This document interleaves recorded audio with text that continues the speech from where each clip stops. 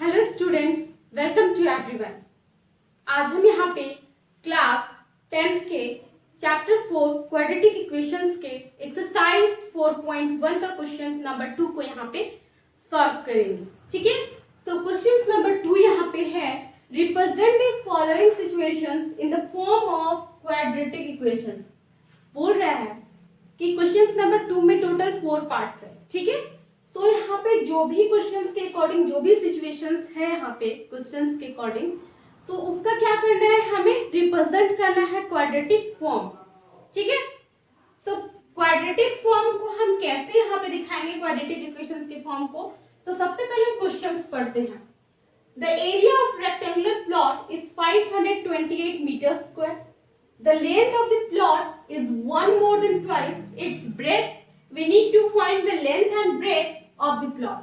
कहने का मतलब है कि यहाँ एक रेक्टेंगुलर प्लॉट है जिसका एरिया दिया हुआ है 528 मीटर स्क्वायर। ओके, और क्या बोल रहा है कि the length of the plot, इस जो प्लॉट का जो लेंथ है वो क्या है, इसके ब्रेथ से 2 गुना है और एक ज्यादा है। ठीक है, तो हमें क्या करना है, इसका क्वाड्रेटिक इक्वेशन रिप्रेजेंट करना है। ओके, तो हम इसके लिए सबसे पहले जानेंगे कि इसका लेंथ और ब्रेथ क्या है, तो उसे लेट करेंगे।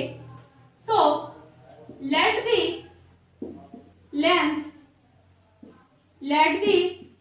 Length of the rectangular plot. Okay, rectangular plot. तो यहाँ पे हम लेंथ को एक्सप्लेट कर लिए and the breadth of the rectangular plot is equal to y.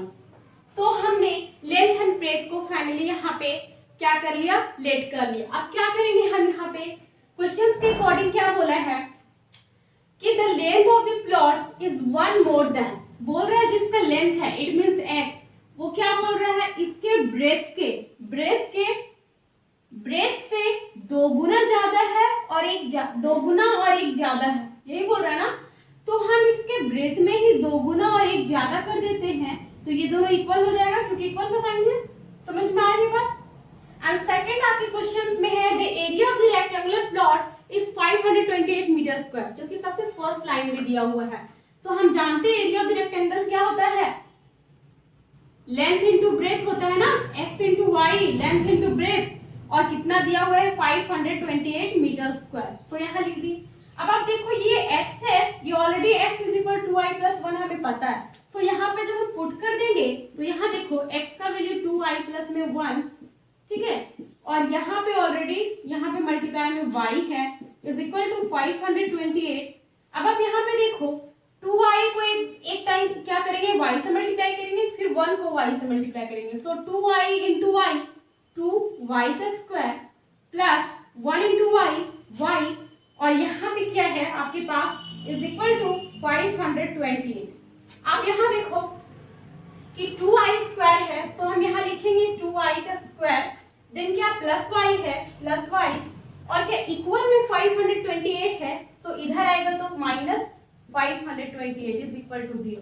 अब आप यहाँ पे देखो कि ये जो इक्वेशन फाइंड हुआ है वो क्वाड्रेटिक इक्वेशन का फॉर्म में है, क्योंकि क्वाड्रेटिक इक्वेशन क्या होता है, ax square plus bx plus c is equal to 0, यही होता है ना फॉर्म, जनरल फॉर्म।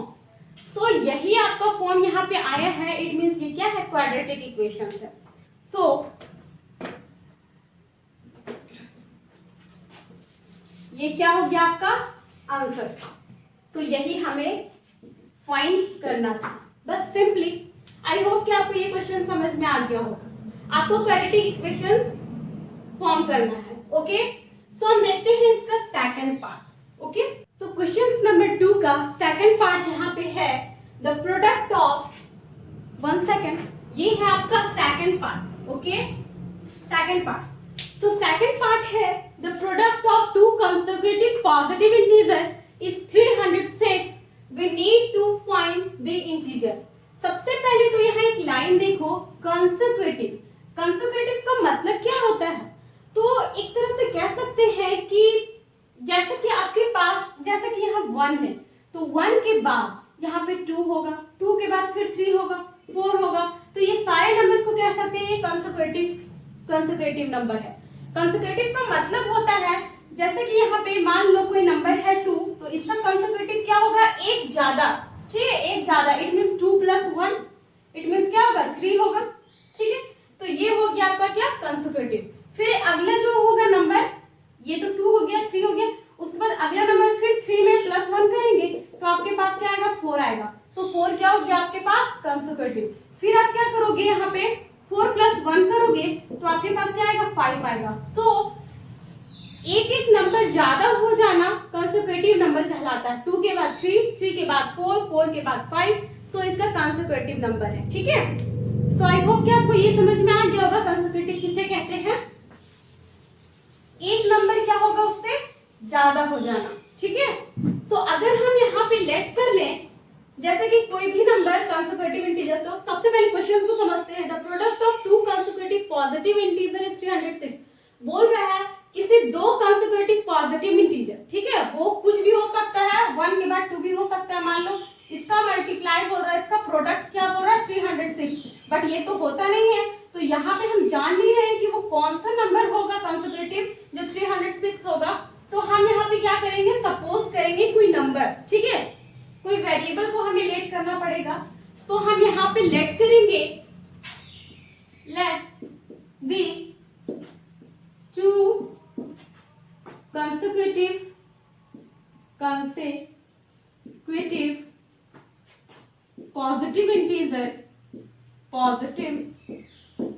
इंटीजर्स लिख सकते हैं, इंटीजर्स b। एक तो x मान लेते हैं, एक को हम x + 1 मानेंगे ना। कोई नंबर अगर हम यहाँ माने हैं तो उसका एक ज्यादा क्या होगा, कंसेक्यूटिव नंबर होगा। तो यहाँ पे x माने हैं तो दूसरा नंबर क्या होगा, x + 1 होगा। यहाँ पे 2 ही बोला है, तो बोला है क्या क्वेश्चन के अकॉर्डिंग कि इसका जो प्रोडक्ट होगा मींस कि एक कंसेक्यूटिव नंबर है तो x है और दूसरा क्या है, x + 1 है। तो इन दोनों का जो प्रोडक्ट होगा वो कितना है, 306 है। तो हमें क्या करना है, तो हमें बताना है कि इसका क्वाड्रेटिक फॉर्म क्या होगा। तो देखो आप यहाँ पे x को हम x से मल्टीप्लाई करेंगे तो x², बीच में प्लस है, देन x + x × 1, तो यहाँ पे x आ जाएगा और इज इक्वल टू 306।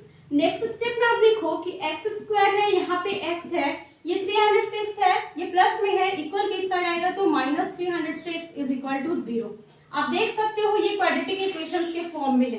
तो आप कह सकते हो hence this is a required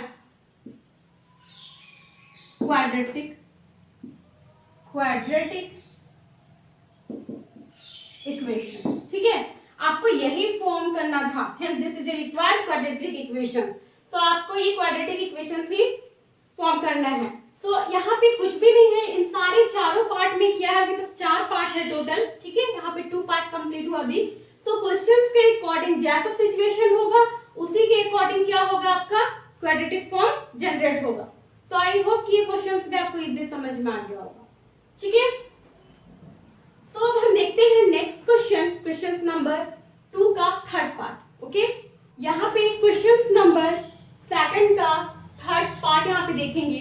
तो थर्ड पार्ट है, Rohan's mother is 26 years older than him, the product of their age 3 years from now will be 360. We would like to find Rohan's present age. देखो questions के according questions क्या बोल रहा है, questions है कि रोहन का जो एज हो रहा है उससे उसकी मम्मी का यानी उसकी मदर का जो एज है वो 26 ईयर्स बड़ी है। कहने का मतलब रोहन का जो एज हो रहा है उससे 26 ईयर्स उसकी माँ बड़ी है। तो बोल रहा है the product of their age 3 years from now. तो 3 साल के बाद जो रोहन का एज होगा और उसकी जो मदर का एज होगा उसका प्रोडक्ट 360 आएगा, ठीक है। तो बोल रहा है आपको यहाँ पे कि इसका क्वाड्रेटिक फॉर्म यहाँ पे आपको रिप्रेजेंट करने। तो सबसे पहले हम यहाँ पे देखेंगे कि लेट करेंगे रोहन का प्रेजेंट एज क्या है, ठीक है। तो यहाँ पे लिखेंगे let the present age of age of Rohan, ठीक है। Let the present age of Rohan, तो रोहन का मान लेते हैं एक्स, ठीक है। प्रेजेंट एज रोहन का क्या हो रहा है, एक्स हो रहा है। तो दी यहां पे लिख सकते हैं, so the present age of his mother, okay. तो उसकी मदर का जो प्रेजेंट एज होगा वो क्या होगा, यहाँ पे बोला है कि रोहन से उसकी माँ जो है 26 ईयर्स बड़ी है। कहने का मतलब रोहन का अगर x ईयर्स हो रहा है तो उससे 26 ईयर्स क्या है, बड़ी है ना उसकी मदर। यानी रोहन का मान लो x ईयर्स हो रहा है तो रोहन की माँ का x प्लस 26 ईयर्स हो रहा है। तो यहाँ पे क्वेश्चन के अकॉर्डिंग बोला है कि 3 साल के बाद, यानी कि यहाँ पे लिख सकते हैं आफ्टर 3 इयर्स, ठीक है, रोहन एज, रोहन का एज क्या होगा, 1 second, after 3 years Rohan age, Rohan का एज अगर प्रेजेंट एज एक्स है तो 3 साल के बाद क्या होगा, एक्स प्लस 3 होगा। 3 साल के बाद 3 इयर्स तो बढ़ जाएंगे ना। और उसकी माँ का देखो यहाँ पे लिख सकते हैं मदर से एज क्या हो जाएगा, उसकी माँ का जो होगा वो तो मान लो प्रेजेंट एज x प्लस 26 है तो 3 इयर्स बढ़ जाएंगे, तो यहाँ पे x प्लस में 29 इयर्स होगा। तो क्वेश्चन के अकॉर्डिंग बोले है कि उस 3 इयर्स के बाद दोनों का जो प्रोडक्ट होगा, product of their age 3 years from now will be 360। तो दोनों का प्रोडक्ट यहाँ पे लिख सकते हैं अकॉर्डिंग टू क्वेश्चन, दोनों का प्रोडक्ट क्या बोला है, एक तो रोहन का प्रोडक्ट, रोहन का एज का 3 साल के बाद तो x प्लस 3 इयर्स हो जाएगा, एंड उसकी माँ का बोला है x प्लस 29, ठीक है। 3 साल के बाद उसकी माँ का क्या होगा, x प्लस 29, और इन दोनों का प्रोडक्ट क्या बोला है, 360 हो जाएगा। तो इसी से हम क्वाड्रेटिक इक्वेशंस का फॉर्म जनरेट करेंगे। तो आप यहाँ पे देखो, हम यहाँ पे दिखा सकते हैं। तो यहाँ पे क्या करेंगे, एक तो x को हम x से मल्टीप्लाई करेंगे, देन x को 29 से, फिर हम क्या करेंगे 3 को x से करेंगे एंड 3 को 29 से, ठीक है। तो आपको ये करना नहीं है, ये मैं सिर्फ समझाने के लिए बता रही हूँ। तो x को x से मल्टीप्लाई करेंगे तो यहाँ पे क्या आएगा, x स्क्वायर आएगा, देन x को 29 से करेंगे तो 29x आएगा, ठीक है। उसके बाद ये x का तो काम खत्म हो गया, अब ये 3 का है ना। तो 3 को हम x से मल्टीप्लाई करेंगे, 3 को हम क्या करेंगे, x से मल्टीप्लाई करेंगे, तो यहाँ पे आ जाएगा 3x, एंड लास्ट देखो 3 को 29 से मल्टीप्लाई करेंगे तो क्या आ जाएगा, 9 3 जा 27 प्लस 7 2 3 2 जा 6 6 7 8, तो 87 आएगा और इज इक्वल टू 360 यहाँ पे ऑलरेडी है ना, ऑलरेडी क्या है यहाँ पे 360 है। देखो ये जो है समझाने के लिए हम कर रहे हैं, 3 को x से किए एंड 3 को 29 से किए, ठीक है। ये आप लोग करना मत, एक बार x को x से, एक बार x को 29 से, देन 3 को x से, फिर 3 को 29 से, ओके। तो अब आप देखो यहाँ पे, उसके बाद मल्टीप्लाई करने के बाद ये आया है, उसके बाद आप यहाँ देखो ये x स्क्वायर है रहेगा, 29x एंड 3x कितना हो जाएगा, x 9 3 12 का 2 1, इट मीन्स 32x, ठीक है। और प्लस में यहाँ पे देखो 87 है तो 87 लिखेंगे, और 360 प्लस में है तो यहाँ आके माइनस में 360, और इधर क्या बचेगा आपके पास 0। अब आप यहाँ देखो ये x स्क्वायर का x स्क्वायर लिखेंगे, यहाँ 32x लिखेंगे। अब जब इसको हम प्लस 87 एंड माइनस 360 करेंगे तो माइनस में कुछ आंसर आएगा, तो 10 में 7 जाएगा तो 3 आएगा, एंड 15 में 8 जाएगा तो 7 ना, 7 आएगा एंड 2, हाँ 273 आएगा एंड इक्वल टू 0। तो आप यहाँ पे देख सकते हो कि आपका जो यहाँ पे इक्वेशंस आए हैं क्वाड्रेटिक इक्वेशंस, तो x square plus 32 minus 273 is equal to 0 है। तो इसी हम सिचुएशंस के अकॉर्डिंग क्या किए, इस क्वाड्रेटिक इक्वेशंस को हम यहाँ पे जनरेट कर लिए। तो आप यहाँ पे लास्ट एक लाइन लिख दोगे कि hence this is the required required quadratic equation. I hope कि ये क्वेश्चंस बहुत इजीली आपको बहुत अच्छे से समझ में आया होगा। ठीक है, ठीक है। अब हम देखते हैं इसका लास्ट पार्ट, क्वेश्चन नंबर 2 का। सो क्वेश्चन नंबर 2 का फोर्थ पार्ट यहाँ पे है, a train travels a distance of 480 kilometre at a uniform speed. If the speed had been 8 kilometre per hour less then it would have taken 3 hours more to cover the same distance. We need to find the speed of the train. कहने का मतलब है कि एक train है जो कितना distance travel करती है, 480 किलोमीटर एक यूनिफॉर्म स्पीड से। ठीक है, यूनिफॉर्म स्पीड से 480 किलोमीटर एक ट्रेन जो है इतना डिस्टेंस ट्रैवल करती है। बट क्या बोल रहे हैं, अगर उसी यूनिफॉर्म स्पीड में 8 किलोमीटर पर आवर लेस कर दिया जाता है तो क्या होता है, उस ट्रेन को कितना टाइम लगता है, उस ट्रेन को 3 hours more than to cover the same distance. Same distance travel करने में 3 आवर्स ज्यादा टाइम लगते हैं। ठीक है, तो आपको यहाँ पे क्वाड्रेटिक फॉर्म को जनरेट करके दिखाना है। समझ में आए क्वेश्चंस है कि एक ट्रेन है जो 480 किलोमीटर डिस्टेंस को ट्रैवल करती है। ठीक है, एक यूनिफॉर्म स्पीड से, बट उसी यूनिफॉर्म स्पीड में 8 किलोमीटर पर आवर लेस कर दिया जाता है तो उसे जो है उस पहुंचना है उतना ही डिस्टेंस में। ठीक है, 480 किलोमीटर ही डिस्टेंस, बट उसमें क्या होता है, 3 आवर्स ज्यादा टाइम लगते हैं। क्यों लगते हैं, क्योंकि 8 किलोमीटर पर आवर लेस कर दिया जा रहा है उस यूनिफॉर्म स्पीड में। तो हम सबसे पहले यहाँ लेट करेंगे यूनिफॉर्म स्पीड। तो लेट दी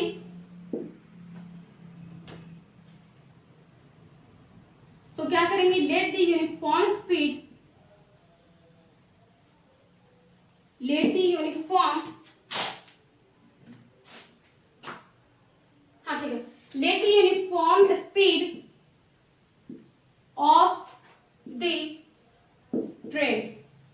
ट्रेन की जो यूनिफॉर्म स्पीड थी वो मान लो आप यहीं पे लिखते हैं, ऑफ द ट्रेन। तो यहाँ पे मान लो कि x किलोमीटर पर आवर। ठीक है, उसकी जो यूनिफॉर्म स्पीड थी मान लो कितनी थी, x किलोमीटर पर आवर। तो अब आप एक फॉर्मूला बहुत अच्छे से जानते होंगे कि time is equal to distance by speed होता है। ठीक है, अगर नहीं जानते हैं तो नोट कर लीजिए आप लोग, time is equal to distance by speed होता है। तो यहाँ पे अगर यूनिफॉर्म स्पीड ट्रेन की x किलोमीटर पर आवर थी तो इसका जो टाइम लगा होगा वो टाइम क्या लगा होगा, डिस्टेंस बाय स्पीड। डिस्टेंस था मेरा 480 किलोमीटर एंड स्पीड कितना है, तो स्पीड है x किलोमीटर पर आवर, तो टाइम यहाँ पे क्या होगा, आवर में होगा। ठीक है, तो आप यहाँ पे समझ गए टाइम कितना लगा होगा, 480 किलोमीटर एंड बाय स्पीड यानी कि speed x kilometre per our. ठीक है, तो टाइम 480 बाय x आवर लगा। ठीक है, तो अगर यहाँ पे बोला है कि अगर उसकी यूनिफॉर्म स्पीड में क्या कर दिया जाए, 8 किलोमीटर पर आवर लेस कर दिया जाए। ठीक है, तो यहाँ पे हम लिखेंगे स्पीड इज इक्वल टू, मान लो स्पीड क्या कर दिया जाए, 8 किलोमीटर इस यूनिफॉर्म स्पीड में, यूनिफॉर्म स्पीड x है, 8 किलोमीटर क्या कर दिया जाए, लेस कर दिया जाए। ठीक है, स्पीड इतना है मान लो।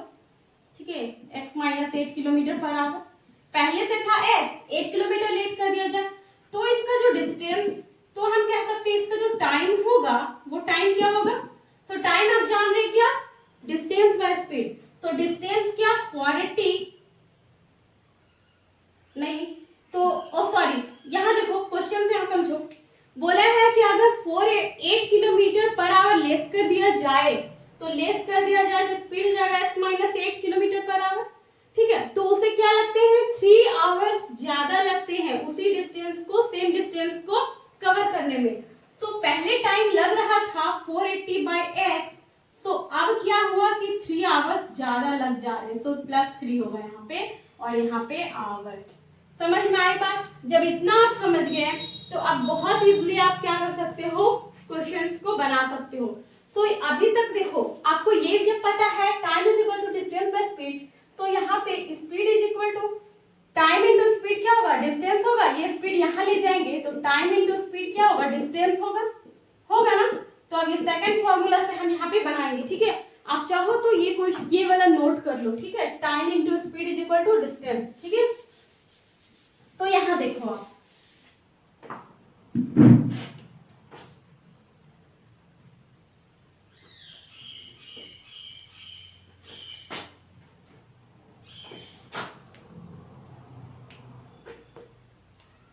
यहाँ देखो क्या बोला है कि फॉर्मूला क्या बताया, टाइम इनटू स्पीड। हमें क्या करना है, we need to find the speed of the train ना।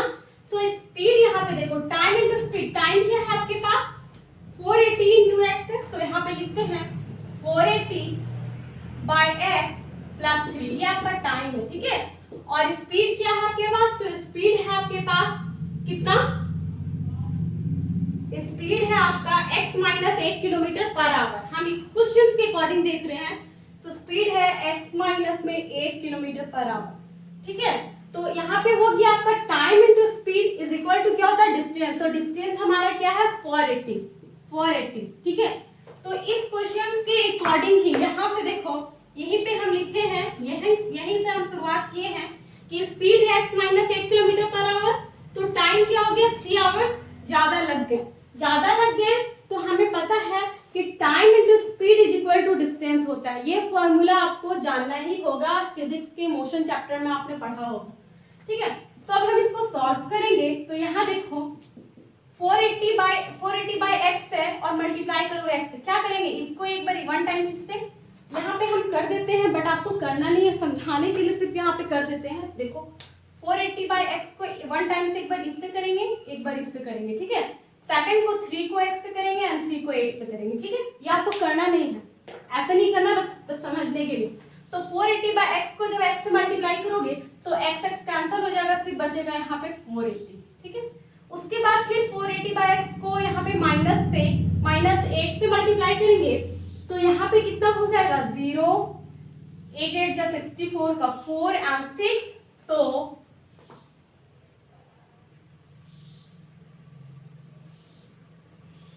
तो यहाँ पे 3840 आएगा, मल्टीप्लाई कर लेना 3840 और डिवाइडेड बाय में x होगा, ठीक है। उसके बाद अब ये 480 वाला काम खत्म हो गया, अब ये 3 वाला, तो इसका काम खत्म हो गया, तो इसको हम रफ कर देते हैं, ठीक है। इसको आपको करना नहीं है, समझने के लिए सिर्फ ये। तो 3 इंटू एक्स करेंगे तो प्लस में यहाँ 3x होगा एंड माइनस है यहाँ पे, तो 3 इंटू माइनस 8 क्या हो जाएगा 24 हो जाएगा और इज इक्वल टू 480 यहाँ पे, ठीक है। यहाँ तक समझ में आ गया, कोई दिक्कत नहीं हुआ होगा। अब आप यहाँ पे देखो 480 है, यहाँ पे वहां भी 480 है, तो आप यहाँ देखो 480 एंड 480 कैंसिल हो जाएगा, होगा ना। अब यहाँ पे देखो कि आपके पास क्या बचा है, यहाँ पे देखो x वाला टर्म, देखो x वाला टर्म है, यहाँ पे x है एंड यहाँ पे क्या है, यहाँ कुछ नहीं, तो इसके नीचे 1 ले सकते हैं।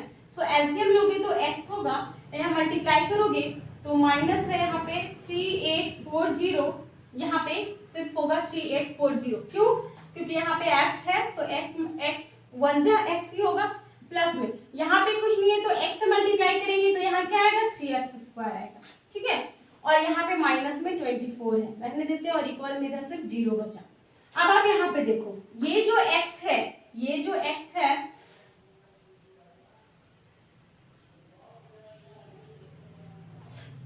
हम क्या करते हैं इक्वल में ले जाते हैं इसको, ठीक है। इक्वल में 24 कर देते हैं, ये जो 24 है इसको इधर कर देते हैं। अब आप यहाँ पे देखो कि माइनस 3840 है और यहाँ प्लस में 3x² है, ये जो x है डिवाइड में, ये इक्वल किस साइड जाएगा, तो यहाँ पे क्या आएगा मल्टीप्लाई में आएगा, 24x हो जाएगा।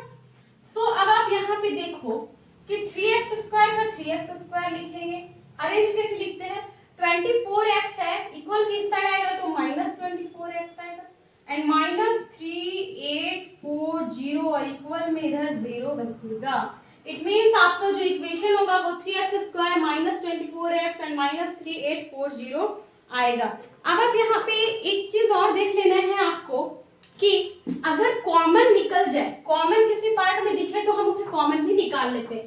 तो आप यहाँ ध्यान दो, तो 3 इसमें भी है, इसमें भी, इसमें भी है, तो 3 हम जब कॉमन निकालेंगे तो यहाँ पे x² आएगा एंड माइनस 3 8 जो क्या होता है 24 होता है, तो यहाँ पे 8x होगा एंड माइनस यहाँ पे जब मल्टीप्लाई करोगे तो यहाँ पे 1 2 3 1 जा 3 3 2 जा 6 3 8 जा 24 0, तो 1280 आएगा और इक्वल टू में 0। तो आपका जो फाइनल इक्वेशन होगा वो मैं इधर बता देती हूँ, ठीक है, इसको रब करके।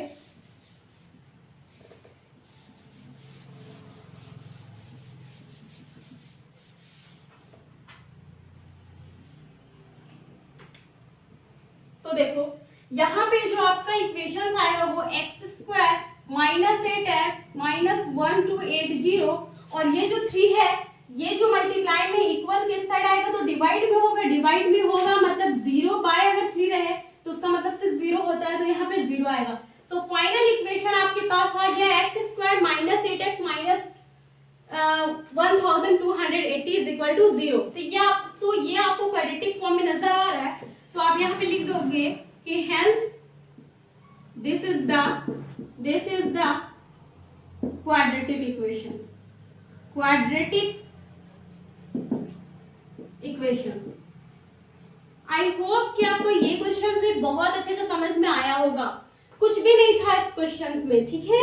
इस क्वेश्चन में यही था कि क्वेश्चन था 480 किलोमीटर डिस्टेंस, आपको एक यूनिफॉर्म स्पीड से ट्रेन चलती है, 480 किलोमीटर ट्रैवल करती है। अगर उसी यूनिफॉर्म स्पीड में 8 किलोमीटर लेस कर दिया जाए तो 3 आवर्स उसी में टाइम ज्यादा लगते हैं, ठीक है।